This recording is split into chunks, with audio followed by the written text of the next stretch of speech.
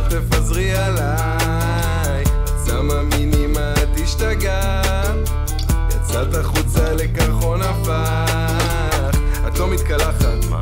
באמת לא צריכה, בבוקר תקומי כולך מקוררת עם אפצ'י שיעול ולך, יבוא יום ונבנה פה איש שלג, ואם הוא דומה לך אז בטח חתיך, שליח של הפיצה הגיע בחוץ מינוס 10, איזה נסיך.